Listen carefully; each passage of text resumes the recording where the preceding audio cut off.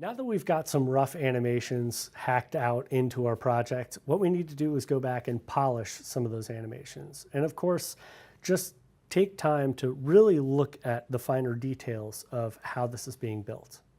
To start, let's actually load up a RAM preview.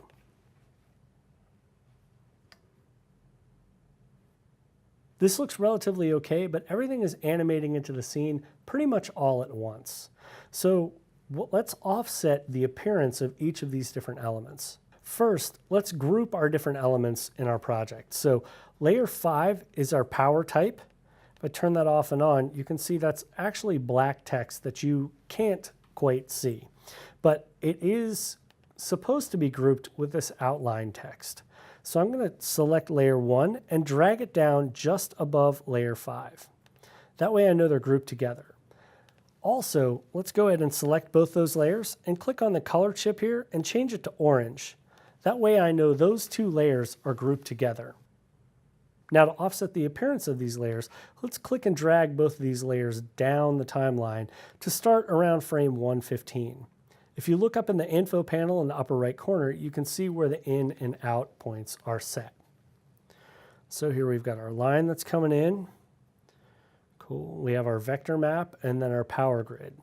So let's change the timing for our vector map arrow. I'm going to click on the arrow layer and hold down Shift and click up through layer 1. Let's go ahead and change the color for these to green. Again, this way we can more clearly see exactly what we're working with. Now I'm going to move this down the timeline here just a little bit so we can see, okay, we've got our line coming in, then our arrow, and then our power grid. So let's select layers 4 and 5 and drag them down, not to start until about 2 seconds in. Okay, that's looking pretty cool.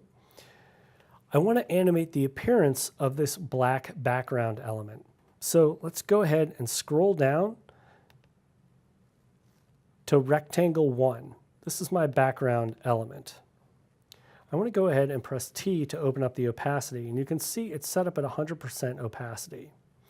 Let's go ahead and have this flicker between 0 and 90%. So let's start by adding a keyframe at 0, and then we'll move up to about 7 frames in the timeline and change that to 90%. Then we can move a couple frames down, maybe frame 10, down to 0. And the fact that these aren't actually spaced out evenly is perfectly fine. I want it to be somewhat random, but since I am keyframing it, I do want to have some semblance of control over this. So what I'll do is select all of these keyframes and copy them and make sure that I'm positioned a little further down the timeline and then paste new keyframes. So it's going to sort of flicker into the scene here. Now I want to resize the spacing for all of these keyframes, so I'll just draw a lasso around all of them and hold down Option or Alt on Windows to squeeze the appearance down to around 1 second. So as that comes in, it's going to go ahead and flicker and then appear, and we'll leave it up at around 90%.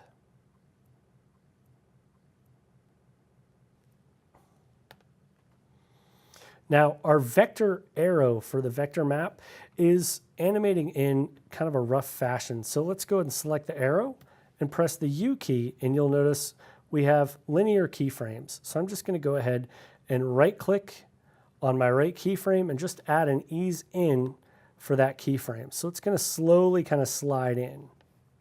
Also, we can stylize the color of this arrow.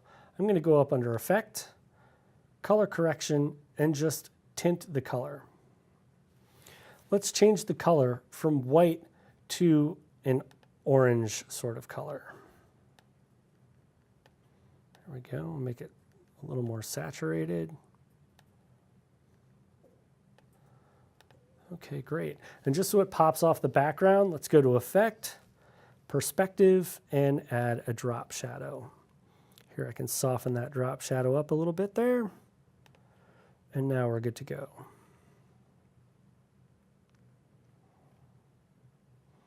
Okay, so let's go ahead and preview our animation.